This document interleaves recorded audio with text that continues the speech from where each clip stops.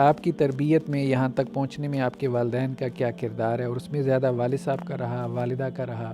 میرے والدین میں سے کوئی بھی کبھی بھی مدرسے میں نہیں آیا، رشتہ داروں میں سے بھی کوئی مدرسے میں نہیں آیا۔ انہیں پتہ تک نہیں تھا کہ میں پڑھ بھی رہا ہوں، کیونکہ اس زمانے میں موبائل ہوتے نہیں تھے، پی ٹی سی ایل بھی کہیں کہیں ہوتا تھا، خط کے ذریعے کام چلتا تھا۔ ان اساتذہ کے حوالے سے آپ کوئی ایسا واقعہ شیئر کریں کہ میں استاذ ہوں، بہت سارے لوگ ہیں جو استاذ ہیں، ان کو رہنمائی ملے کہ بھائی اپنے اسٹوڈنٹ کے ساتھ اس طرح محنت کرو۔ جب جامعہ سلفیہ میں آیا، ہمارے ایک یونس بٹ صاحب تھے جو ابھی پچھلے سال وفات پا گئے ہیں۔ ایک خوبی ان کے اندر یہ تھی کہ وہ غیر حاضری نہیں کرتے تھے، حالانکہ ان کا سسرال کراچی میں تھا۔ ہم اکثر یہ سوچتے رہتے یہ سسرال کیوں نہیں جاتے، جائیں تو ہمیں چھٹی ہو جائے۔ جامعہ کو قائم کرنے کا کیا مقصد تھا، آبجیکٹو کیا تھا، اور یہاں پہ کون کون سے تعلیمی پروجیکٹس چل رہے ہیں؟ جامعہ کو قائم ہوئے بہت عرصہ ہو گیا ہے۔ پہلے یہاں مکمل تعلیم عربی میں تھی، اچھا، اردو میں نہیں تھی۔ اچھا اچھا 35 ملکوں کے طالب علم یہاں پڑھتے تھے۔ اچھا۔ ناظرین السلام علیکم ورحمۃ اللہ وبرکاتہ۔ بیٹھک کی اگلی نشست میں ہم آپ کے سامنے حاضر خدمت ہیں۔ تو آج ہماری اس نشست میں مفتی یوسف کاشمیری صاحب ہمارے ساتھ ہیں۔ ہم اس وقت کراچی میں جامعہ دراسات الاسلامیہ میں موجود ہیں، اور ماشاءاللہ سے یہ یہاں کے مدیر ہیں، یہاں کی ذمہ داری ان کے کندھوں پر ہے، اور اس کے علاوہ مرکزی جو ہمارے یہاں رویت ہلال کمیٹی ہے اس کے وہ ممبر بھی ہیں۔ بہت متنوع جہات کے اندر دین کا کام کر رہے ہیں۔ ان کی دعوتی اور تعلیمی اور تدریسی جو خدمات ہیں، آج کی ہم نشست میں اس کے بارے میں کچھ جانیں گے، اور مزید یہ کہ ان کی پرسنل لائف کے حوالے سے بھی، اور اپنی دین اور دنیا کی جو زندگی ہے اس کو وہ کیسے مینیج کرتے ہیں، اس میں کیسے انہوں نے اس کو بیلنس کیا ہوا ہے، تاکہ نوجوانوں کے لیے وہ ایک مشعل راہ بنے، اور ان کو اپنے لیے گائیڈنس ملے کہ کس طرح سے وہ اپنی دنیا کے ساتھ اپنے دین کو چلا سکتے ہیں۔ تو یہی ہمارا مقصد ہوتا ہے بیٹھک پروگرام کا۔ تو بہت شکریہ مفتی صاحب، آپ نے ٹائم نکالا اس کے لیے۔ تو بس یہ ایک رسمی سی گفتگو ہوتی ہے جس میں مقصود یہ ہوتا ہے کہ کوئی عالم دین جو وہ کام کر رہے ہیں دین کا، دعوت کا، کوئی ادارہ جاتی کام ہے، دعوتی ہے، تحقیقی ہے، کتابیں لکھی ہیں، اس کا تعارف جو ہے وہ عام نوجوانوں تک پہنچے سوشل میڈیا کے ذریعے سے، میڈیا کے ذریعے سے، اور وہ اس کو اسٹڈی کریں اگر کتابیں ہیں، یا ان کی کوئی تدریسی خدمات ہیں تو ان سے استفادہ کریں، اور ان کی لائف سے جو ہے وہ کچھ سبق حاصل کریں، اور دین کی طرف ان میں رغبت پیدا ہو۔ تو بس ہم اپنے کچھ سوالات کا آغاز کرتے ہیں۔ ہاں، سب سے پہلے تو آپ اپنا کچھ تعارف کروائیں کہ آپ خاص طور پہ یہ بتائیں ہمارے نوجوان نسل کو کہ دین کی طرف آپ کی رغبت کیسے ہوئی، ابتدائی سے کیا دینی گھرانہ تھا، یا بعض اوقات یہ ہوتا ہے کہ کوئی وجہ بن جاتی ہے، کوئی بات کلک کر گئی، آپ دین کی طرف آ گئے، تو ابتدائی تعلیم مطلب کیسے حاصل کی دین کی، اور کیسے دین کی طرف آئے؟ جزاکم اللہ خیرہ۔ الحمدللہ والصلاۃ والسلام علی رسول اللہ، بعد۔ میرا نام مفتی محمد یوسف کشمیری، اور میرا آبائی تعلق آزاد کشمیر ضلع باغ سے ہے۔ ماشاءاللہ۔ اور باغ پائلٹ ہائی اسکول باغ سے ہی میں نے میٹرک کیا۔ ماشاءاللہ۔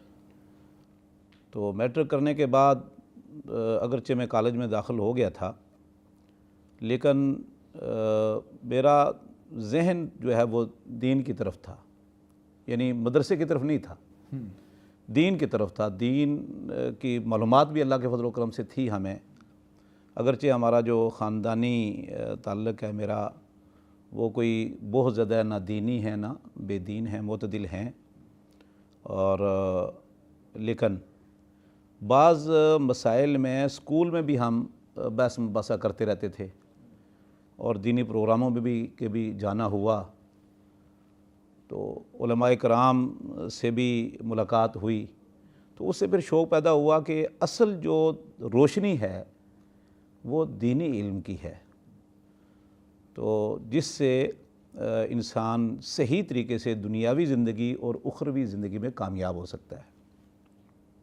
باقی جو اسکول کی تعلیم ہے وہ اکثر اس کا تعلق دنیاوی زندگی کے ساتھ ہے، تو وہاں سے پھر میں نے یہ ارادہ کیا کہ انشاءاللہ دین سیکھنا ہے۔ ماشاءاللہ۔ لیکن بہرحال دوسری سال جب میں مدرسے میں پڑھ رہا تھا اس وقت تک صحیح معنی میں مطلب ہے کہ عالم دین بننے کا کوئی پروگرام نہیں تھا، بس دین معلومات تھوڑی بہت حاصل کر لیں۔ لیکن جب حدیث کی کتاب بلوغ المرام ہم نے پڑھی، اس میں پانی کے احکام، پاکی کے احکام، حقوق اللہ حقوق العباد، تو پھر عزم کر لیا کہ انشاءاللہ دین سیکھنا ہے اور دوسروں تک بھی دین پہنچانا۔ یہ وہاں کا کوئی لوکل مدرسہ تھا جہاں آپ نے یہ پڑھا شروع میں؟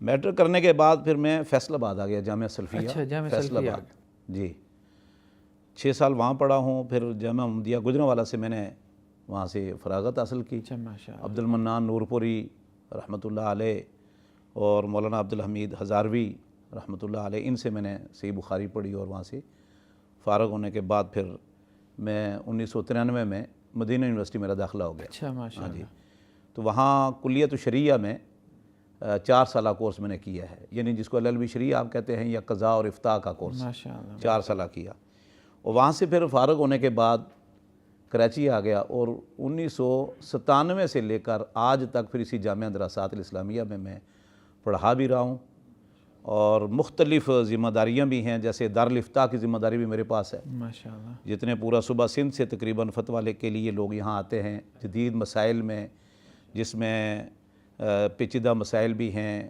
خانگی مسائل ہیں، حلال و حرام ہے، کاروبار تجارت ہے، اسی طرح نکاح، طلاق، خلا، وراثت، مختلف مسائل جدید اور قدیم کے لیے لوگ پورے صوبہ سندھ سے ہمارے پاس آتے ہیں۔ اگرچہ فتوے کے لیے تو دوسرے علاقوں سے بھی لوگ آتے ہیں، اور ہم بعض اوقات دوسرے صوبے میں بھی فتویٰ جو ہے وہ اپنا بھیج دیتے ہیں۔ تو اللہ کے فضل و کرم سے یہ کئی سالوں سے یہاں دارالفتاء میں بھی میں یہ کام کر رہا ہوں، ساتھ ساتھ تدریس بھی ہے، ماشاء اللہ، اور جامعہ کی ذمہ داری بھی ہے، مدیر بھی ہوں میں۔ ماشاء اللہ، ماشاء اللہ۔ اچھا، یہ بتائیے گا کہ اب ماشاء اللہ آپ اسکول کی تعلیم سے مدرسہ کی طرف آئے، آپ جامعہ سلفیہ آ گئے۔ بہت سے نوجوان ہمارے ہاں ان کو شوق پیدا ہوتا ہے، کسی بھی مرحلے پہ کوئی متاثر ہو گیا کسی کی تقریر سے کہ جی میں نے ایسا بننا ہے، ڈاکٹر ذاکر نائک کو سن لیا، جی میں نے ایسا بننا ہے۔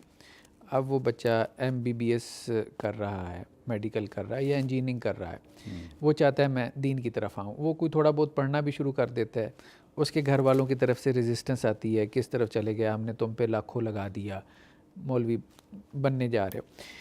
ایک تو ہم نے آپ سے یہ پوچھنا ہے کہ آپ کو کوئی ریزسٹنس آئی گھر والوں کی طرف سے، کوئی انہوں نے کہا ہوگا مولوی بن جاؤ گے، کہاں سے کماؤ گے کھاؤ گے، یا ایسا نہیں ہوا؟ ایک تو یہ اپنے بارے میں ہمیں بتائیں، کوئی آزمائشیں آئی ہوں دین کی طرف آنے میں۔ دوسرا یہ کہ نوجوانوں کے حوالے سے کوئی ہمیں بتائیں کہ ان کو جن کو درمیان میں کوئی شوق وغیرہ اس قسم کا پیدا ہوتا ہے تو انہیں کیا کرنا چاہیے، اپنی وہ دنیاوی تعلیم جاری رکھیں یا وہ چھوڑ چھاڑ کے ادھر آ کے مدرسے میں بیٹھ جائیں؟ سب سے پہلے تو یہ میں بتاؤں کہ مجھے کوئی گھر کی طرف سے، والدین کی طرف سے بھی کوئی رکاوٹ نہیں آئی۔ کوئی رکاوٹ نہیں؟ ہاں، ہمارے کئی اور علماء کرام بھی رشتہ داروں میں بڑے بڑے عہدوں پر، علمی مساند پر فائز ہیں، ماشاء اللہ۔ اور اس کے علاوہ میرے 2 بڑے بھائی وہ سعودی عرب میں رہے ہیں، اور بہت عرصہ سے بچپن میں چلے گئے تھے، تقریباً 50-55 سال وہاں سے، تو وہ سارے ماحول کو سمجھتے تھے، تو اس لیے میرے لیے کوئی رکاوٹ نہیں تھی۔ کوئی رکاوٹ؟ ہاں۔ تو دوسری بات جو آپ نے سوال کیا کہ اگر کوئی تعلیم یافتہ نوجوان جو ہے وہ اس طرف دینی تعلیم حاصل کرنا چاہتا ہے، یا بالفاظ دیگر مدرسے میں آنا چاہتا ہے، تو اس کی اگر کوئی رکاوٹ ہے تو وہ کیسے رکاوٹ دور کرے؟ سب سے پہلے تو یہ ہے کہ وہ اللہ تعالیٰ سے دعا کرے۔ ماشاء اللہ۔ یہ حقیقت ہے کہ جہاں انسان کے تمام وسائل اور ذرائع جواب دے جاتے ہیں، گلی بند ہو جاتی ہے، وہاں سے پھر اللہ کی مدد آنا شروع ہو جاتی ہے۔ یہ اکثر میں نے دیکھا ہے، بہت سارے لوگ نا امید ہو جاتے ہیں نا، لیکن کلیتاً نہیں، پھر اللہ رب العزت ان کو راستہ دکھاتا ہے، ٹھیک ہے نا، مدد آتی ہے اللہ رب العزت کی۔ تو سب سے پہلے تو وہ اللہ تعالیٰ سے توفیق مانگے، وما توفیقی الا باللہ، اللہ توفیق دینے والا ہے، اور دعائیں پڑھے، اللہم لا سہل الا ما جعلتہ سہلا وانت تجعل الحزن اذا شئت سہلا، رب اشرح لی صدری، یہ دعائیں پڑھے۔ اور دوسرے نمبر پہ دعاؤں کا سہارا لے کر اپنے والدین کا ذہن بنائے، ٹھیک ہے نا جی۔ سب سے پہلے تو وہ خود مطمئن ہوگا تو وہ ادھر آنا چاہتا ہے نا، جب مطمئن ہوگا اور اس کا ارادہ بن چکا ہے تو وہ ذہنی طور پر تیار ہوگا اور وہ خود اس کی اہمیت کو سمجھتا ہوگا، اور جب اس کی اہمیت کو وہ سمجھتا ہے تو وہ والدین کو بھی راضی کرے، ان کو تیار کرے۔ مجھے امید ہے کہ ایسے بہت سارے نوجوان ہیں جن کے والدین واقعی انہوں نے کہا کہ بالکل درست ہے۔ لیکن اگر پھر بھی ماحول ایسا ہے، خاندان کے کچھ مسائل ہیں یا کاروباری مسائل ہیں، وہ نہیں دین کی طرف، دینی مدرسے کی یا دینی تعلیم کی طرف نہیں آنے دیتے، تو پھر اس میں یہ ساتھ ساتھ دین حاصل کرتا رہے۔ ہمارے آپ جانتے ہیں بہت سارے ایسے ڈاکٹر ہیں، انجینئر ہیں جو ایک دن بھی مدرسہ میں نہیں آئے، لیکن آپ ان کی تحریر دیکھ لیں، ماشاءاللہ، اس میں ایسے محسوس ہوتا ہے کہ یہ کسی مدرسے کا فارغ تحصیل ہے۔ آپ وہ خطبہ جمعہ پڑھا رہے ہیں، آپ ان کی تقاریر سنیں، خطبے سنیں، تو ایسے محسوس ہوتا ہے کہ یہ کہیں بہت لمبا کورس کر چکا دینی مدرسے میں۔ وجہ یہ ہے کہ انہوں نے خود ساتھ ساتھ دین کا علم حاصل کیا۔ جیسے ہمارے جامعہ میں بھی دینی تعلیم ہے، دینی تعلیم کے ساتھ ساتھ دنیاوی تعلیم بھی ہے، دونوں چل رہی ہیں۔ ماشاءاللہ، انسان کا ذہن تو اللہ رب العزت نے ایسا بنایا ہے کہ جتنے اس کو استعمال کریں گے اتنا یہ زیادہ کام کرتا ہے اور زیادہ ہی کارگر ثابت ہوتا ہے۔ تو انشاءاللہ اگر وہ رکاوٹ ہے تو پھر دنیا کے ساتھ ساتھ، عصری تعلیم کے ساتھ ساتھ، ڈگریاں حاصل کرنے کے ساتھ ساتھ وہ دین کی معرفت، آگاہی کسی استاد سے حاصل کرے، کسی کو عالم دین کو استاد سے کچھ وقت جو ہے نا وہ لے لے، اور وہاں سے اور پھر مطالعے کے انشاءاللہ سہارے وہ عالم دین بن سکتا ہے، دینی معلومات کا ذخیرہ اس کے پاس آ سکتا ہے۔ الحمدللہ۔ دوسرا مفتی صاحب یہ بتائیں کہ بہت سے والدین ہیں اپنے بچوں کی جو ہے وہ تربیت کے حوالے سے پریشان ہیں۔ ماشاءاللہ آپ اس مقام تک پہنچے، اس مقام تک پہنچنے میں ٹھیک ہے اللہ کی توفیق ہے، آپ کی محنت ہے، لیکن اس میں پیچھے والدین کی تربیت کا بھی بڑا کردار ہوتا ہے، اساتذہ کی بڑی محنت ہوتی ہے۔ تو آپ ہمیں یہ بتائیں کہ آپ کے والدین نے آپ کے لیے کیا محنت کی، یا والدین میں سے کس کی کوئی تربیت کا انداز جو آپ دوسرے والدین کو بتا سکیں کہ وہ اپنے بچوں کی اس طرح تربیت کریں جیسے ہمارے والدین نے کی۔ ہماری والدہ ہم پہ ایسے محنت کرتی تھی، ہمارے والد صاحب نے ہمارے ساتھ یہ محنت کی ہے، اور دیکھیں ہم آج کسی مقام پہ پہنچ گئے، تو آپ بھی اپنی اولاد کے ساتھ ایسے محنت کریں۔ تو اس حوالے سے ہمیں بتائیں کہ آپ کی تربیت میں یہاں تک پہنچنے میں آپ کے والدین کا کیا کردار ہے، اور اس میں زیادہ والد صاحب کا رہا، والدہ کا رہا، اس حوالے سے کوئی۔ دینی تربیت میں تو یقیناً بات ہے والدین کا بڑا کردار ہے، خاص طور پر میری والدہ کا۔ والد صاحب کوئی نہ دینی تعلیم سے واقع تھے، نہ ہی دنیاوی تعلیم، تو والدہ نے زیادہ تر ہمیں دین کی طرف لگایا، اور عقل حلال میں اس میں بڑا عمل دخل تھا ہمارے والد صاحب کے اور والدہ کا۔ پھر جب میں اسکول میں پڑھتا تھا تو اس وقت تو اسکول اپنے علاقے میں ہی تھا، میں 6 سال جامعہ سلفیہ میں پڑھا ہوں، 1 سال جامعہ مدیہ گجرانوالہ میں پڑھا ہوں۔ تو میرے والدین میں سے کوئی بھی کبھی بھی مدرسے میں نہیں آیا، رشتہ داروں میں سے بھی کوئی مدرسے میں نہیں آیا۔ انہیں پتہ تک نہیں تھا کہ میں پڑھ بھی رہا ہوں، کیونکہ اس زمانے میں موبائل ہوتے نہیں تھے، پی ٹی سی ایل بھی کہیں کہیں ہوتا تھا، خط کے ذریعے کام چلتا تھا، پتہ بھی نہیں تھا کہ وہ پڑھ بھی رہا ہے یا نہیں پڑھ رہا، صرف مجھے اللہ کے سپرد کیا ہوا تھا۔ اور جب میں مدرسے کی طرف آنے لگا تو میں نے ان سے اجازت مانگی کہ اس طرح ہے، تو انہوں نے کہا کہ بھئی دیکھیں جس مشن پر جا رہے ہیں نا بس اس کے لیے ساتھ آپ مخلص رہیں بس۔ ہاں، تو الحمدللہ بس اللہ تعالیٰ کی توفیق تھی، والدین کی دعائیں تھیں، شفقت تھی ان کی، کہ پھر کسی نے نگرانی میری نہیں کی، بس اللہ کی توفیق سے الحمدللہ جامعہ سلفیہ میں پڑھتا رہا، فیصل آباد محمدیہ میں بھی، پھر اللہ تعالیٰ نے توفیق دی تو مدینہ یونیورسٹی میں بھی پڑھا ہوں۔ تو جو والدین، اس میں عقل حلال کا نا بہت بڑا عمل دخل ہوتا ہے، اس طرح کے واقعات آپ نے بھی سنے ہوں گے۔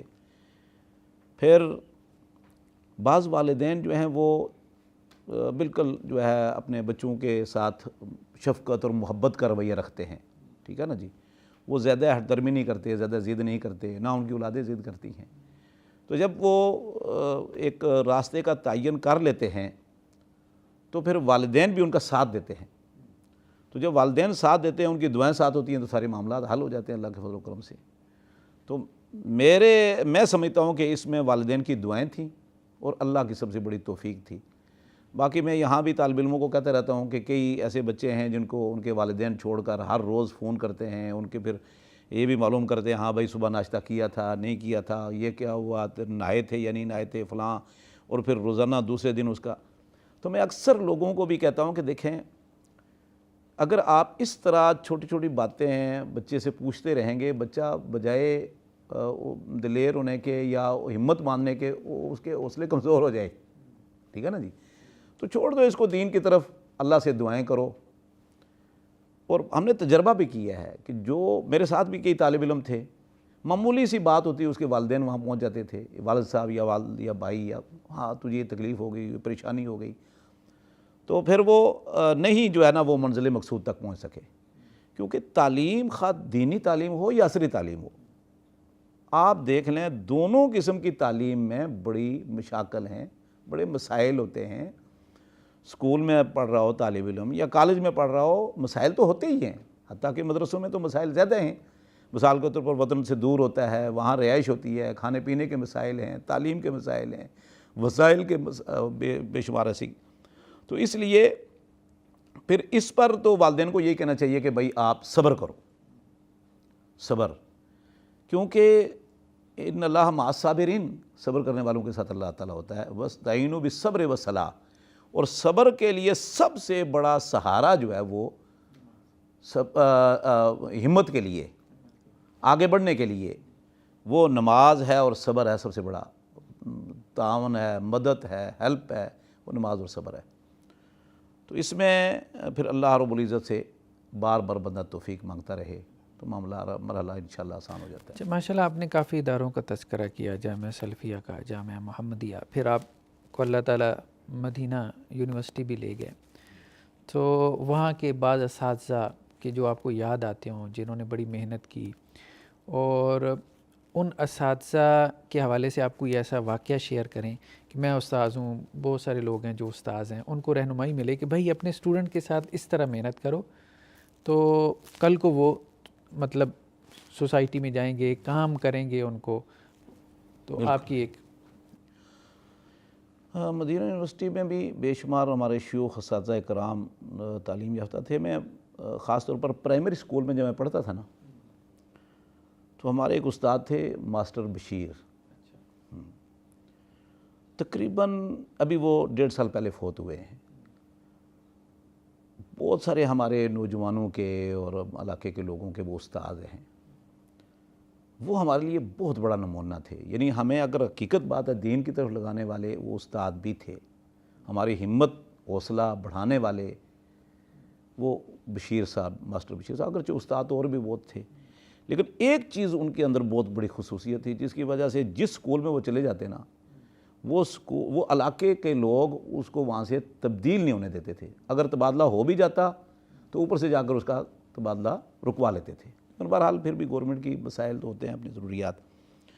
ان کی یہ خوبی تھی کہ وہ دیکھتے نا کہ یہ کلاس کمزور ہے، تو وہ جب چھٹی ہو جاتی تو اس کلاس کو وہ روک لیتے تھے، اور چھٹی کے بعد تقریباً گھنٹہ سوا گھنٹہ تک اس کلاس کو اپنے ساتھ بٹھا کر، حالانکہ وہ سینئر استاد ہوں، ہیڈ ماسٹر کے برابر تھے، وہ بٹھا کر پھر اس کو ریاضی، اردو، معاشرتی علوم، یہ جو ہے نا وہ اس کو دہراتے اور پڑھاتے اور اس میں اس کو ماہر کرتے ان بچوں کو۔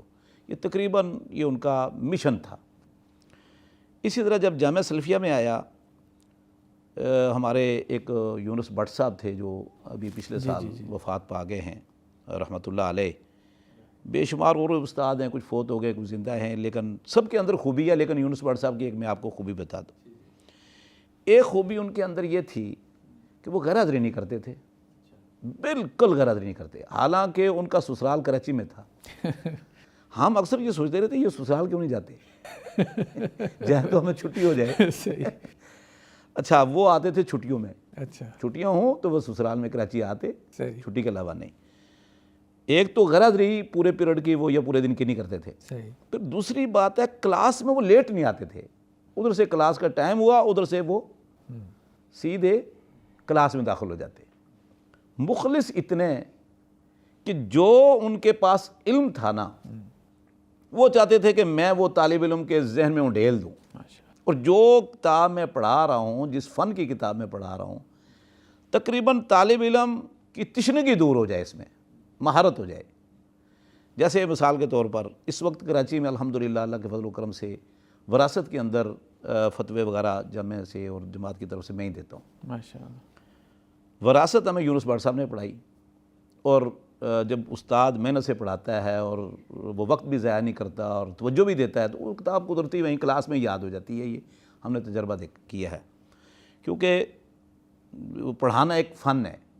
کئی استاد بہت قابل ہوتے ہیں لیکن وہ طالب علم کو اپنے ساتھ شریک نہیں کرتے، پڑھاتے چلے جاتے ہیں، طالب علم کبھی ذہن ادھر ہے، کبھی کچھ لکھ رہا ہے، کبھی سوچ رہا ہے۔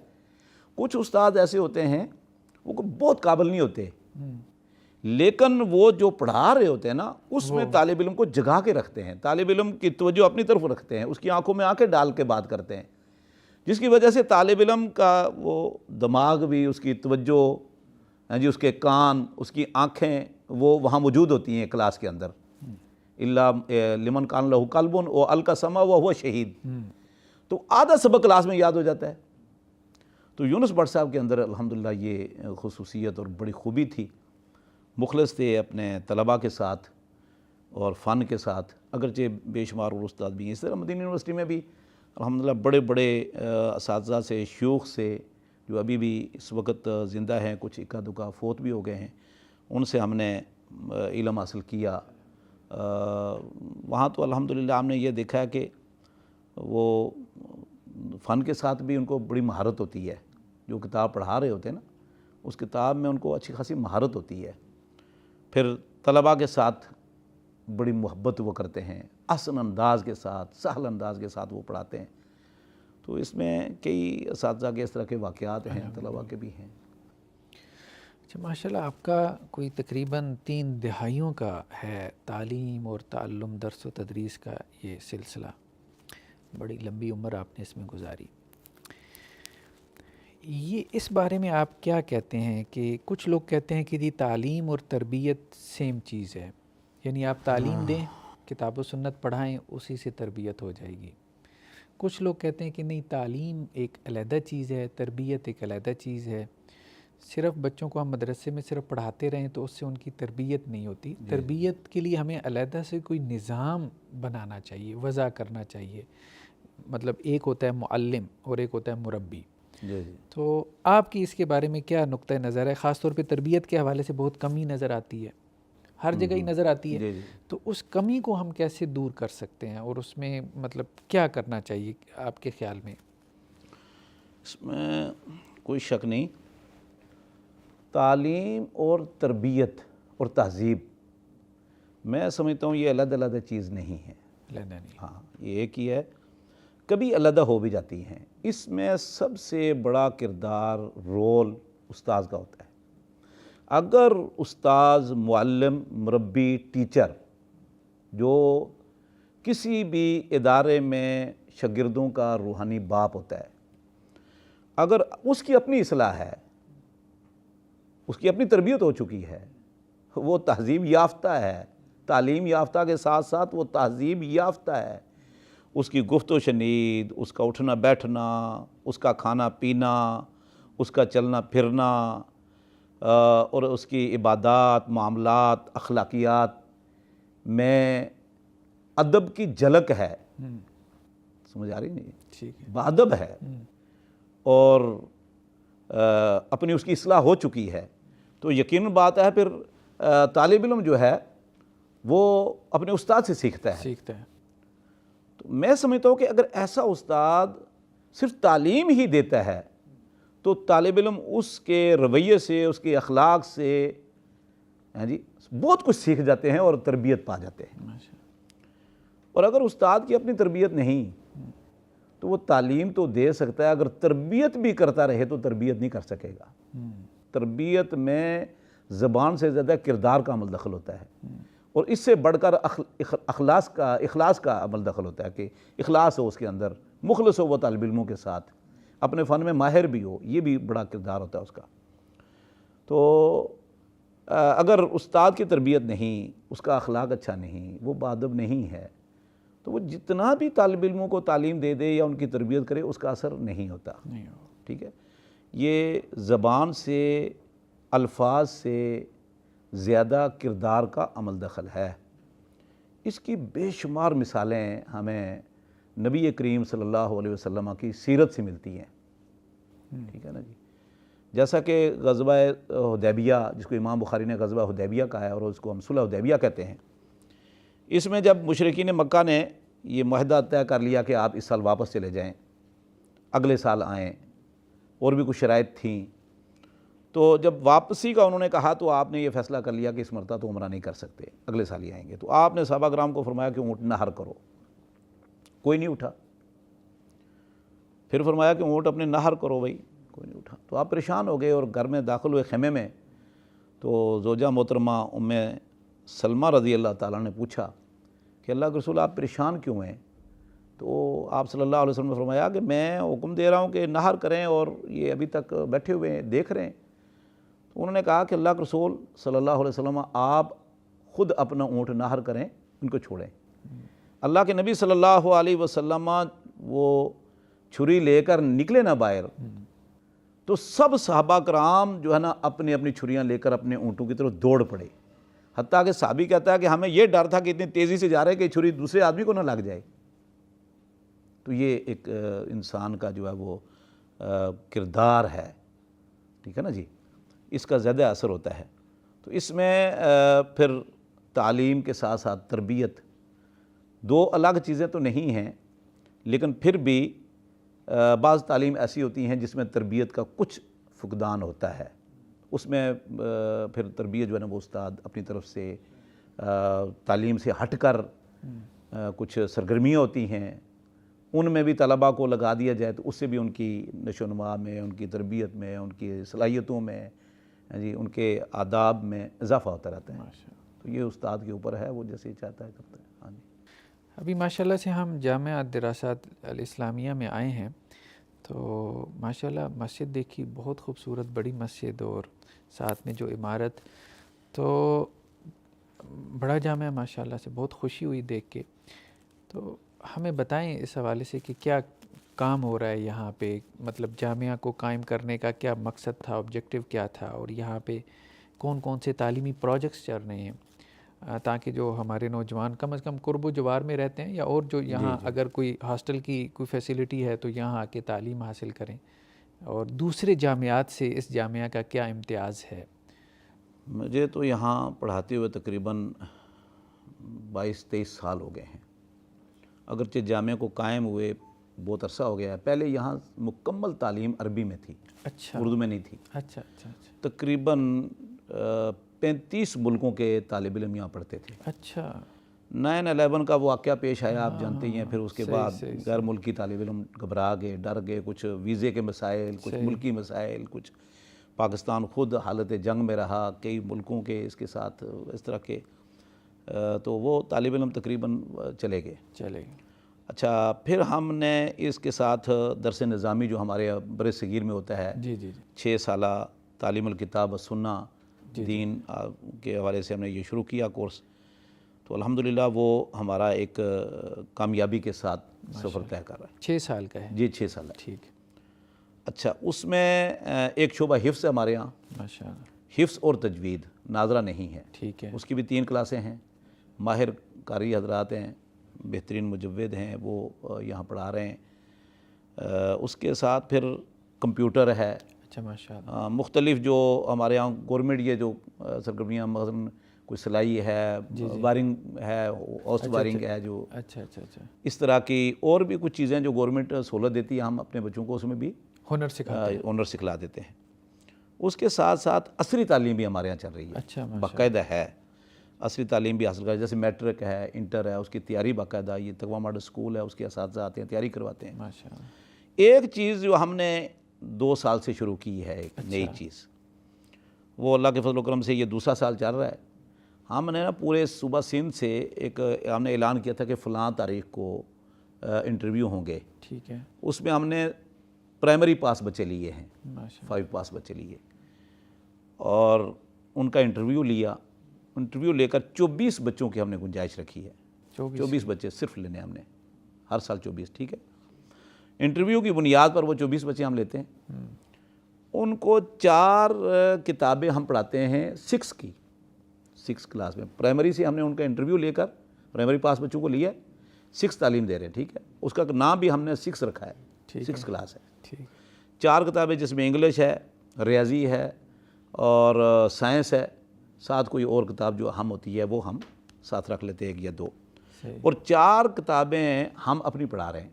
8 पीरियड होते हैं, 4 स्कूल के हैं, 4 हमारे हैं, जिसमें कुरान करीम का तर्जुमा छोटा, वो सूरह यूनुस है, इस तरह की छोटी सूरतें हैं, एक छोटी सी हदीस की किताब है और साथ अरबी ग्रामर है। दुआएं उनको हम सिखला देते हैं, 4 पीरियड हमारे होते हैं। तो पिछले साल हमने ये शुरू किया, वो इस मरतबा 7 में है। तो इस मरतबा हमने जो फिर दोबारा इंटरव्यू लेकर दाखिल किए बच्चे, वो 6 में हैं, यानी पिछले साल जो 6 में थे वो 7 में चले गए, ठीक है ना जी। तो ये हमने एक शुरू किया है, हमारा ये प्रोग्राम है कि इन बच्चों को इसी तरह हम मैट्रिक साइंस के साथ फिर FSC करवा के जब ये बच्चा यहाँ से फ़ारग होगा तो तकरीब बुखारी में शरीक होगा, एक आलिम दीन भी होगा, साथ यहाँ से FSC करके मुकम्मल करके यहाँ से फ़ारग होगा। अब आगे उसके लिए मैदान है, वो चाहे वो इंजीनियरिंग में चला जाए मेडिकल में चला जाए या किसी शोबे में चला जाए। हमारे यहाँ आगे भी कॉलेज भी हैं, या गवर्नमेंट कॉलेज में, जहाँ किसी में जाना चाहते हैं उसके लिए मैदान खुला हुआ है, बस ये उसके लिए। तो एक काम हमने ये शुरू किया है। सही। एक खुसूसियत जो कराची के अंदर या पूरे सूबा सिंध में हमारी जो खुसूसियत मैं आपको बताता हूँ वो ये है कि आप यहाँ देखें तो सुबह नमाज के बाद पूरे जामे के तालिब इल्म, वो किसी भी शोबे से तल्लुक़ रखते हों, हर तालिब इल्म पर लाजमी है कि वो 30 से 35 मिनट सुबह क्लास में बैठकर, मस्जिद में सब बैठ जाते हैं कतारों में अपनी अपनी क्लास में, और कुरान करीम याद करते हैं। अच्छा। 1 पारा हर क्लास को लाजमी है, उसके अलावा जो इजाफी भी याद कर लेते हैं तालिब इल्म सुबह नमाज के बाद।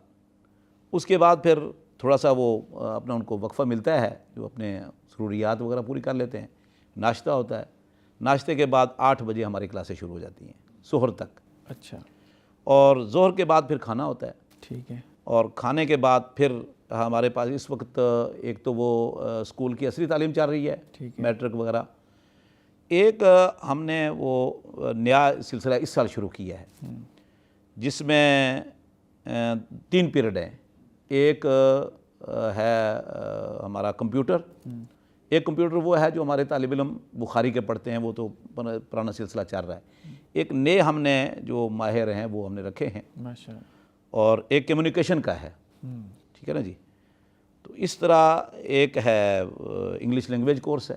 3 पीरियड हमने शुरू किए हैं, ज़ोर के बाद खाना खाने के बाद वो 4 बजे तक वो पढ़ते हैं, ठीक है। और उसमें सिर्फ हमने बड़ी क्लासों के तालिब इल्म लिए, छोटे नहीं लिए, ठीक है ना जी। फिर असर के बाद तालिब इल्म असर की नमाज़ पढ़ के स्टडी करते हैं 1 घंटा। अच्छा। थोड़ा सा वक्त मिलता है, आजकल तो दिन छोटे हैं। फिर मगरिब से पहले, मगरिब के बाद फिर स्टडी है। अच्छा। हाँ जी।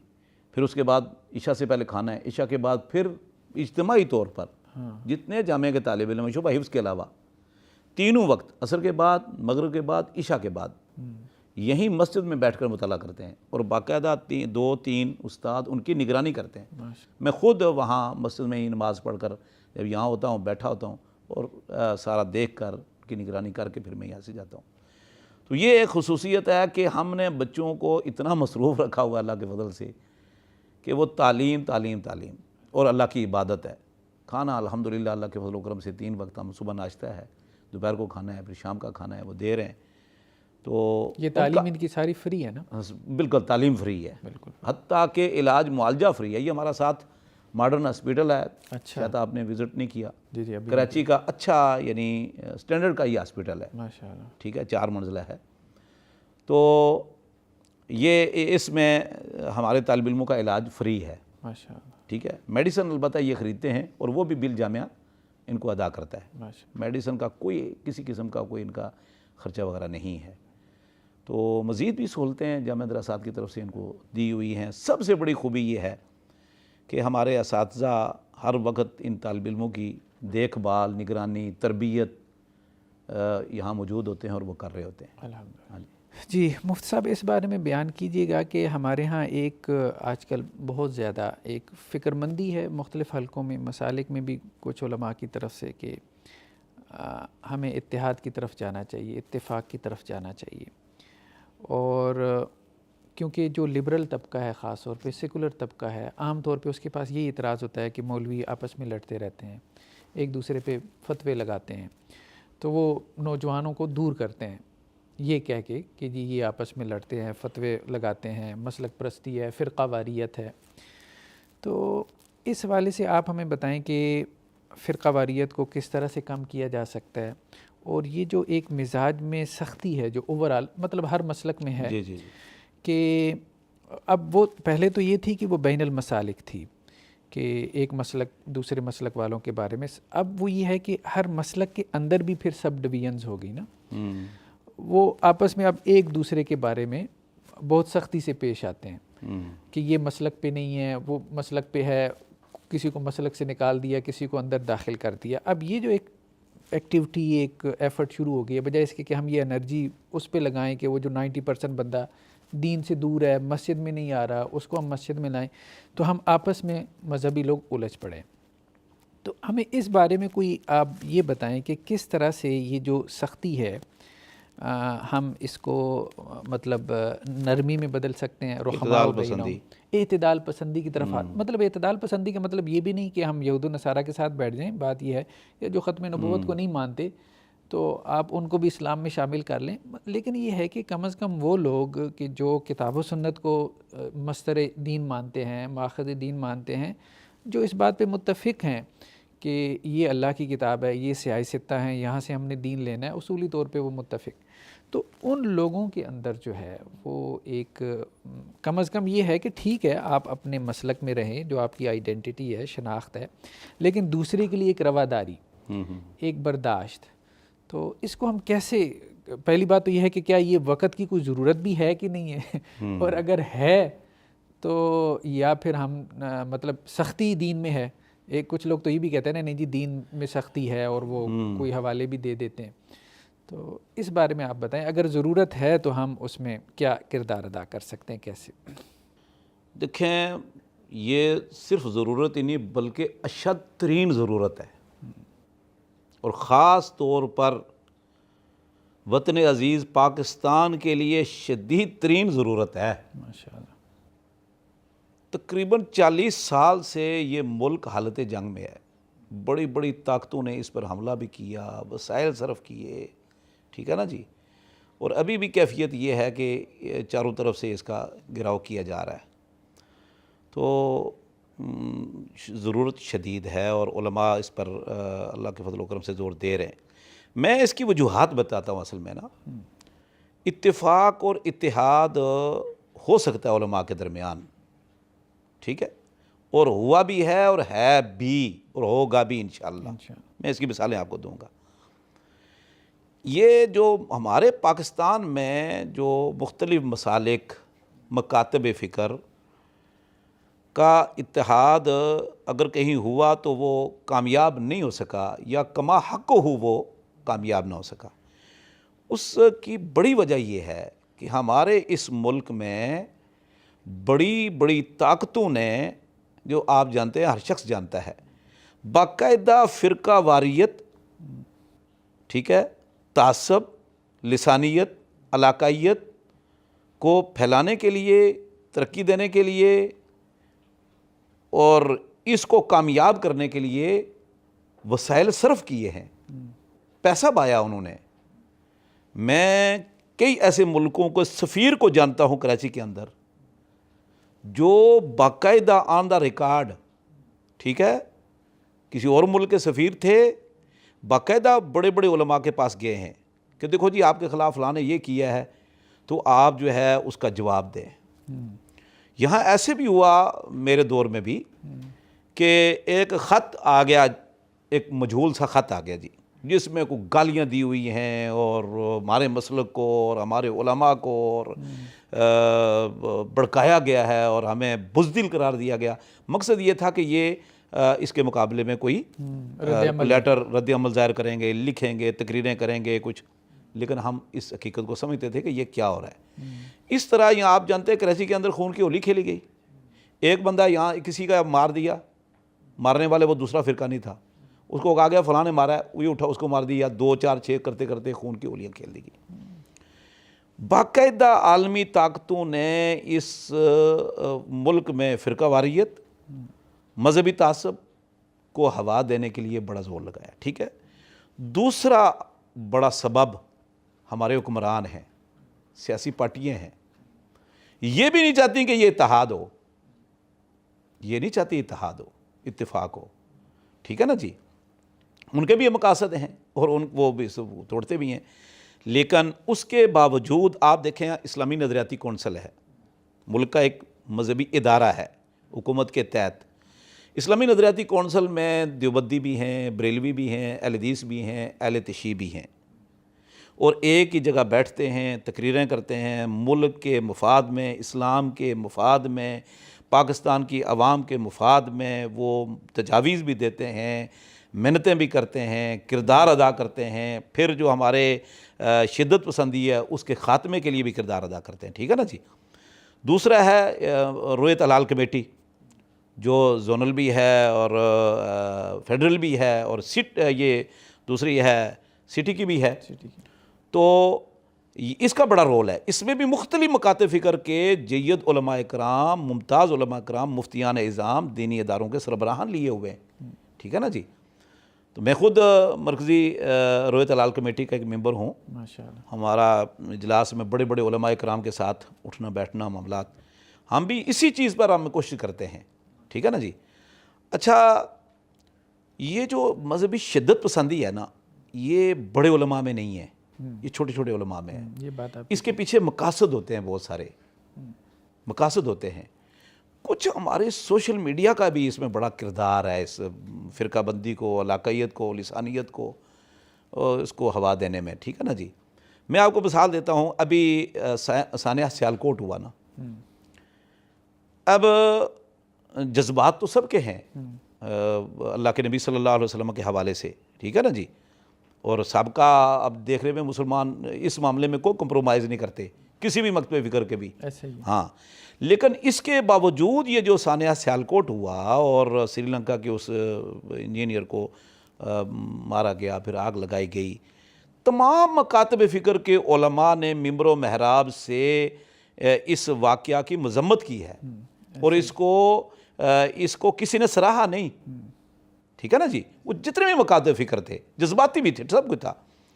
پھر میں خود اور کراچی سے اسلام آباد ہم گئے، اور بھی مکاتب فکر کے علماء گئے ہیں اسلام آباد میں، ہم پہلے وزارت مذہبی امور میں گئے، وہاں ہم نے آپس میں مشورہ کیا، تو مشورہ کرنے کے بعد ہم پھر سری لنکا کے اس ایمبیسی میں ہم گئے، وہاں اس سے ملاقات کی، پھر پریس کانفرنس کی جو آپ نے دیکھی ہوگی، پھر وہ میڈیا میں بھی آئی، تو اس میں تمام مکاتب فکر کے علماء تھے، سب کی ایک زبان تھی کہ اسلام اس چیز کی اجازت نہیں دیتا، ٹھیک ہے۔ دیکھیں، نبی کریم صلی اللہ علیہ وسلم سے ہماری عقیدت محبت کا ایک عظیم تعلق ہے اور جذباتی تعلق بھی ہے، ایسا ہی ہے، لیکن وہ حدیث اپنی جگہ پر ہیں کہ اللہ کے نبی صلی اللہ علیہ وسلم کی گستاخ جو ہے نا، وہ واقعتاً اس کا انجام یہی ہے کہ اس کو کیفر کردار تک پہنچائے، لیکن قانون کے ذریعے، قانون نہیں، اس کو ثابت کون کرے گا کہ وہ گستاخ ہے؟ جیسے مثال کے طور پر وہاں بات بھی ہوئی اسلام آباد میں، قبلہ ایاز بھی تھے، وزارت جو چیئرمین اسلامی نظریاتی کونسل کے، مختلف مکاتب فکر کے شیوخ الحدیث، علماء، زعماء موجود تھے، علماء اکرام۔ اس میں بات ہوئی کہ ایک ویڈیو چلی آپ نے دیکھی ہوگی کہ ایک استاد چھوٹے چھوٹے بچوں کو کہتا ہے کہ جی اللہ کے نبی صلی اللہ علیہ وسلم فرمایا من سب نبی فقتلوہ، جو نبی کو گالی دے اس کو قتل کر دو۔ اب یہ چھوٹے بچوں نے فیصلہ کرنا ہے کہ اس کو قتل کرو، یا اس اسکول ٹیچر نے یہ فیصلہ کرنا ہے، یا گاڑیوں کو پنکچر لگانے والے نے، یا مکینک نے، یا سبزی فروش نے یہ فیصلہ کرنا ہے کہ وہ گالی دی ہے یا نہیں دی؟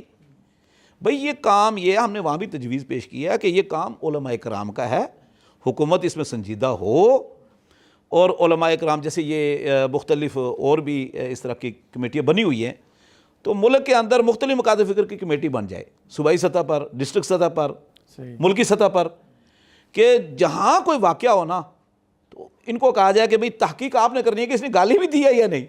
صحیح. ٹھیک ہے.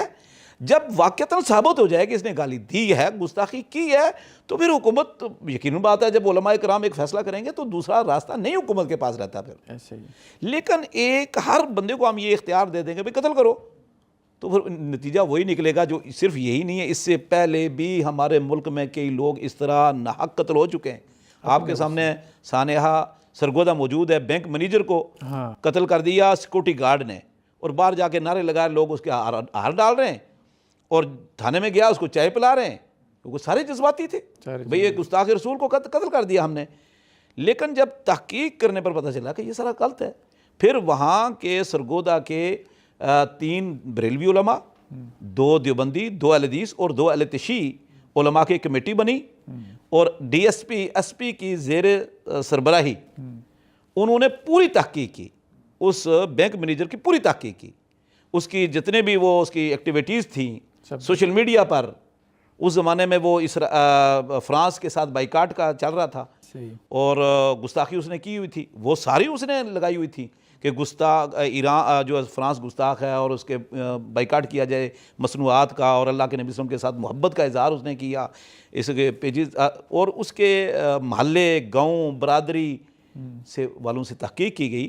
تو ان تمام مکاتب فکر کے علماء نے متفقہ ایک وہاں سے فیصلہ جو ہے نا وہ تحریر لکھی ہے اسٹامپ پیپر پر، میرے پاس موجود ہے، کہ ہم نے مکمل تحقیق کی ہے، یہ شخص گستاخ رسول نہیں تھا، محب رسول تھا. ساری زندگی محب رسول رہا ہے. مسجد کے نمازیوں سے انہوں نے تحقیق کی ہے. اس بندے کے اپنے جملے، اپنے اس کی جو سوشل میڈیا پر فیس بک ہے، واٹس ایپ ہے، سارا چیک کیا گیا، آئی ڈیز، محب رسول ثابت ہوا. اور پھر انہوں نے یہ اعلامیہ جاری کیا کہ بھئی ہم تو اس نتیجے پر پہنچے ہیں S P D S P کی سربراہی میں کہ یہ بندہ بے گناہ ہے، یہ محب رسول تھا، گستاخ رسول نہیں تھا، اور یہ قتل کا شاخصانہ اس کی کوئی ذاتی عداوت یا کوئی وجہ تھی. تو لہٰذا حکومت جو ہے اس شخص کے ساتھ جو سلوک کرنا چاہتی ہے قانون کے دائرے میں کر سکتی ہے. ٹھیک ہے جی. بہرحال یہ جو تھا مینیجر یہ مظلوم تھا اور ناحق قتل ہے. تو میں کہتا ہوں یہ تحقیق، اچھا اس سے پہلے بھی واقعات ہوئے، تو اس وقت اتنا حکومت نے نہیں قدم اٹھایا، ہمارے علماء نے یا ہمارے عوام نے پاکستان کی. اب یہ ہوا ہے، ایک ملک کا مسئلہ ہو گیا، تو الحمدللہ میں کہتا ہوں اب بھی اگر حکومت یہ سنجیدگی کے ساتھ کوئی کمیٹی بنائے، آگے لاہ عمل طے کرے کہ آئندہ بھی اس طرح کے واقعات پیش نہ آئیں، کیونکہ پاکستان کے خلاف تو اس وقت بہت کچھ کیا جا رہا ہے، تو ممکن ہے مزید بھی کوئی ضمانت تو نہیں دے سکتا نا. علماء کرام اگرچہ اس شدت کو کم کر رہے ہیں. تو بہرحال آپ کا یہ سوال تھا کہ اتفاق اتحاد.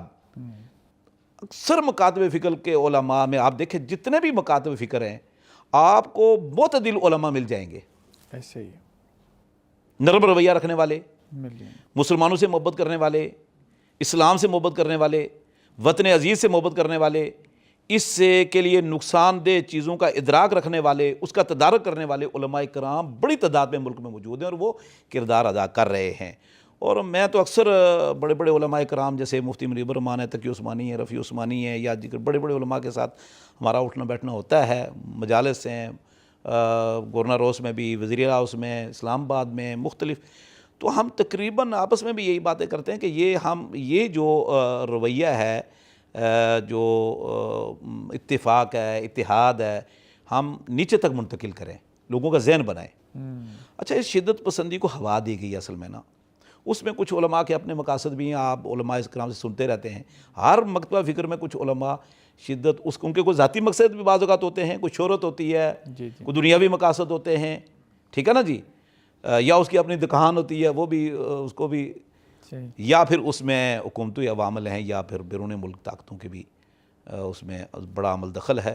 تو میں سمجھتا ہوں کہ اگر پاکستان کو اللہ رب العزت مکمل آزادی عطا فرمائے کہ یہ اپنے پاؤں پر کھڑا ہو اور بیرونی مداخلت ختم ہوگی، تو اتفاق اتحاد انشاءاللہ علماء کرام میں ہوگا. بہت ساری چیزیں اسلام کی ملتی جلتی ہیں، اس میں کوئی اختلاف نہیں ہے. چند ہی چیزیں ہیں اس میں اختلاف ہے، اور اس میں بھی کمی لائی جا سکتی ہے شدت میں.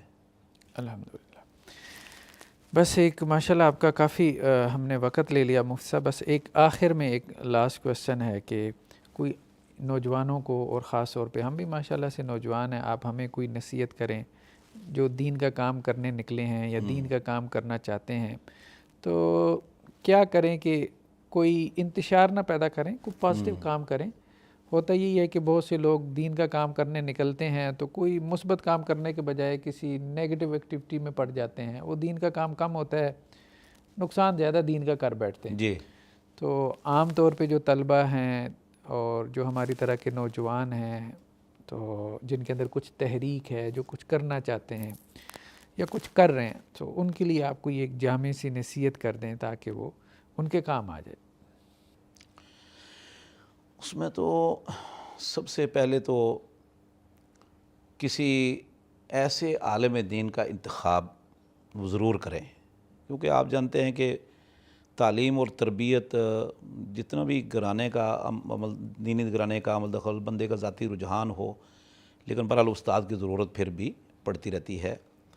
دیکھیں اللہ رب العزت نے نا آدم علیہ السلام سے لے کر محمد صلی اللہ علیہ وسلم تک لاکھوں انبیاء آئے ہیں، کسی دور میں اللہ نے کوئی آسمانی کتاب عوام الناس کو نہیں دی، نبی مبعوث کیے ہیں اور نبیوں نے اس کی تعلیم، یعلمہم الکتاب الحکمہ، ہر دور میں، اور مذہبی کتابیں، آسمانی کتابیں، تورات، انجیل، زبور، صحف ابراہیم، موسیٰ اور قرآن مجید، ان سے بڑھ کر جو امتوں کی اصلاح ہوئی اور ان پر اثر نبیوں کا ہوا ہے، ٹھیک ہے نا جی، صحابہ کرام نے نبی کریم صلی اللہ علیہ وسلم سے سیکھا ہے، ٹھیک ہے نا۔ تو یہ دین سیکھنے سے اور مطلب ہے کہ صحبت سے آتا ہے۔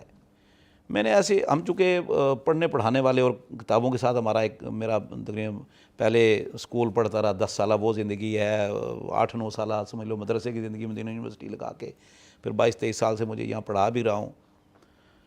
تو ہم نے تو یہی سیکھا ہے، اور آج تک جس نتیجے پر ہم پہنچے ہیں تعلیم و تعلم سے، کہ جو صحبت کا اثر ہوتا ہے نا، یہ ہر چیز پر غالب ہے، تعلیم میں، تربیت میں، آداب میں، اخلاق میں، کردار کی افزائش اور ترقی میں۔ ہمارے سامنے ایسے بے شمار مسائلے ہیں کہ گناہوں کا رسیہ، پراگندہ حال، اگر کوئی شخص نبی کریم صلی اللہ علیہ وسلم کی صحبت میں تھوڑی دیر بھی رہا ہے نا، آپ دیکھ لیں وہ عالم دین بن گیا ہے، یہ اللہ کے نبی صلی اللہ علیہ وسلم کی صحبت۔ اسی طرح اللہ کے نبی صلی اللہ علیہ وسلم کے بعد صحابہ کرام، عبداللہ بن عمر، عبداللہ بن عباس، عبداللہ بن مسعود اور دیگر صحابہ کرام، یہ جو عبداللہ ابی بن کعب، جی جابر بن عبداللہ، معاذ بن جبل، یہ وہ لوگ تھے۔ اس کے علاوہ بھی کچھ ہیں جنہوں نے ہزاروں لوگوں کو تعلیم دی ہے، اور ان کی صحبت کا اثر تھا۔ اس کے بعد ہم مفسرین، محدثین، فقہاء کو دیکھیں، ان کی صحبت کا اثر تھا۔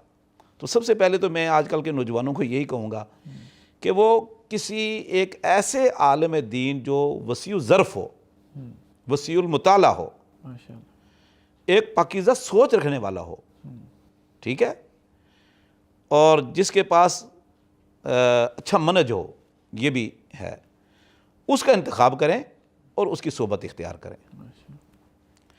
اس کے بعد جیسے آپ نے کہا نا کہ شروع میں جو سب کا نظریہ یہی ہوتا ہے کہ ہم اچھا کام کریں، لیکن آہستہ آہستہ وہ اچھے مشن سے ہٹ جاتے ہیں۔ مشن سے ہٹانے میں سب سے بڑا دشمن تو ہمارا نفس ہے، مجھے وَنَعُوذُ بِاللَّهِ مِن شُرُورِ أَنفُسِنَا وَمِن سَيِّئَاتِ أَعْمَالِنَا۔ پہلا تو دشمن ہمارا نفس ہے، اس کا تزکیہ، اس کی اصلاح بہت ضروری ہے، ٹھیک ہے۔ دین سے بڑھ کر کوئی چیز اصلاح نہیں کر سکتی، استاد سے بڑھ کر کوئی چیز کی تزکیہ اور تربیت نہیں کر سکتا، نیک صالح استاد۔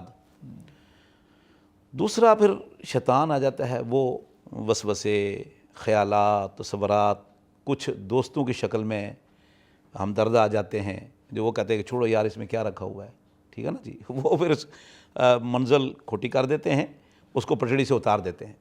دیکھیں آدم علیہ السلام جب جنت میں گئے نا، تو ابلیس نے، سورہ اعراف میں اللہ فرماتے ہیں وَقَاسَمَهُمَا انی لکما لمن الناصحین، شیطان نے، ابلیس نے قسمیں کھا کھا کر یقین دلایا کہ میں آپ کا بڑا ناصح ہوں، ہمدرد ہوں، خیر خواہ ہوں، میرے سے بڑا آپ کا خیر خواہ ہی کوئی نہیں۔ وہ دیکھ لیں، وہ خدا کھلوا دیا اس نے جسے اللہ نے منع کیا تھا۔ تو اس لیے اس ایسے صحبت اور سوسائٹی بھی پھر اچھی اختیار کی جائے. تو پھر اللہ تعالیٰ سے دعا اور توفیق، اصل چیز سب سے بڑی یہ ہے، وما توفیقی الا باللہ. اور عزم ہو، جب بندہ چل پڑتا ہے نا کسی ایک چیز کا انتخاب کر کے، علی بصیرۃ ہو، قل ھذہ سبیلی ادعو الی اللہ علی بصیرۃ انا ومن اتبعنی وسبحان اللہ وما انا من المشرکین. سب سے پہلے تو آپ جس راستے کا انتخاب کرتے ہیں اس کی منزل دیکھ لیں کہ منزل کیا، کس منزل پہ پہنچائے گا. پھر راستے کا انتخاب کر کے پھر آپ بصیرت پر ہوں، یعنی خود سب سے پہلے یقین پر ہو کہ جو میں کام کر رہا ہوں یہ اچھا ہے، اس کا نتیجہ بھی اچھا ہے، منزل بھی اچھی ہے، کامیابی ہے. پھر عزم کر لے تو عزم کو کوئی چیز توڑ نہیں سکتی، پھر ساتھ اللہ کی توفیق ہو. تو میرا تو نوجوانوں کے لیے یہی پیغام ہے کہ ہمیں تو اصحاب الکہف کے واقعات، انبیاء کرام کے جیسے نوح علیہ السلام ہیں، موسیٰ علیہ السلام ہیں، عیسیٰ علیہ السلام ہیں، سلیمان علیہ السلام، ان انبیاء کے خلاف جب قومیں کھڑی ہوئیں، مخالفین کھڑے ہوئے، تو ان میں سے کوئی نوجوان اٹھا اور اس نے پوری تقریر کی. جیسے موسیٰ علیہ السلام کی حمایت میں اور نبیوں کی قرآن مجید میں واقعات ہیں، وہ نوجوان تھے، کھڑے ہوئے ہیں، انہوں نے قوم کا مقابلہ کیا ہے اور خاموشی سے ان کو کہا بھائی ان کا کیا جرم ہے، کیوں ان کی مخالفت کرتے ہو، جو اچھی بات ہے قبول کر لو، نہیں تو خاموش رہو. اللہ نے ان کی پوری تقریر قرآن مجید میں نقل کی ہوئی ہے، حالانکہ وہ نبی وہ امتی بھی شاید نہ ہوئے ہوں، یا اپنے ایمان کو جیسے یکتم ایمان ہو، ایک جگہ پر ایمان چھپا رہا تھا. اسی طرح اصحاب الکہف کا واقعہ ہے، آخر ان کا کردار تھا نا ایک پاکیزہ، اور وہ ایک مشن پر چل رہے تھے اور ایک عزم تھا. تو اللہ رب العزت نے ان کی حفاظت کی ہے اور ان کو ایک مثال بنا کر، ایک یادگار بنا کر قیامت تک کے لیے ان کے واقعات اور ان کا وہ کردار ہمارے سامنے رکھا ہے.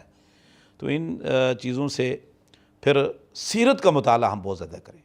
دیکھیں آپ نے غیر مسلموں کے بھی جو بڑے بڑے سائنسدان ہیں، تاریخ دان ہیں، انجینئر ہیں، ڈاکٹر ہیں یا سیاست دان ہیں، ان کی آپ نے کبھی کبھار پڑھا ہوگا کہ وہ کہتے ہیں کہ ہم نے یہ چیز نا فلاں نبی سے یہ سیکھی ہے، یا قرآن کا فلاں اصول ہے، زرعی اصول ہے، حدیث ہے، یا ہم نے صحابہ کرام سے، یعنی کسی مسلمان صحابہ کرام میں سے کسی سیاست دان سے، کسی عادل سے جی سیکھی ہے. جیسے کہ انڈیا کے حکمران عدل و انصاف میں عمر بن خطاب کی مثال دیتے ہیں، حالانکہ ہندو ہیں، ٹھیک ہے نا جی. تو ہمیں صحابہ کرام کے منہج کو بھی سامنے رکھنا چاہیے، اور خاص طور پر دنیا کا کامیاب ترین انسان ہر لحاظ سے وہ محمد صلی اللہ علیہ وسلم خاتم الانبیاء، سید الانبیاء، امام الانبیاء تھے. جب ہم مانتے ہیں کہ وہ ہر لحاظ سے کامیاب تھے، تو ہر انسان یہ چاہتا ہے کہ اگر میں کاروبار بھی کرنا چاہتا ہوں، سائنسدان، میں سیاستدان بننا چاہتا ہوں، یا میں کوئی اور کاروبار میں کچھ معاملہ کرنا چاہتا ہوں، تو میں اپنے آئیڈیل ایسی شخصیت کو نہ ہو کہ جو اس فن میں کامیاب تھا، ٹھیک ہے نا جی. تو پھر ہر لحاظ سے کامیاب تو نبی کریم صلی اللہ علیہ وسلم تھے. ان کی سیرت کو ہمیں مطالعہ کرنا چاہیے، پڑھتے رہنا چاہیے. اور سیرت میں خاص طور پر جو پوری دنیا میں اول انعام یافتہ کتاب ہے الرحیق المختوم، شیخ سفیر الرحمان مبارک پوری رحمۃ اللہ علیہ کی، اردو زبان میں ہے، ہر جگہ مل بھی جاتی ہے. تو اس کا مطالعہ خاص طور پر، یہ کتاب ایسی ہے الرحیق المختوم کہ میں نے بڑے بڑے ان سیاستدانوں کے، افسران کے انٹرویو سنے. وہ کہتے ہیں کہ ہم نے تو ایسے مطالعے کر لیا، لیکن یہ کتاب اپنی گرفت میں لے لیتی ہے، قاری کو اپنی طرف متوجہ کر لیتی ہے. اس میں یہ خوبی ہے. ہاں جی، تو اس کا مطالعہ بھی ضروری ہے. مفتی صاحب بہت شکریہ، آپ نے ماشاءاللہ سے اپنے مصروف شیڈول میں سے وقت نکالا اور ہم نوجوانوں کی حوصلہ افزائی کی اور رہنمائی کی. تو ناظرین، یہ تھا ہمارا آج کا بیٹھک کا پروگرام. انشاءاللہ سے نیکسٹ ایپیسوڈ میں ہم ایک نئے مہمان کے ساتھ آپ کے سامنے حاضر ہوں گے، اور ان کی نئے ان کی جو دعویٰ ایکٹیویٹیز ہیں، ان کی جو دینی اور دعوتی خدمات ہیں، ان کے تعارف کے ساتھ. اس وقت تک کے لیے اللہ حافظ. السلام علیکم ورحمۃ اللہ وبرکاتہ.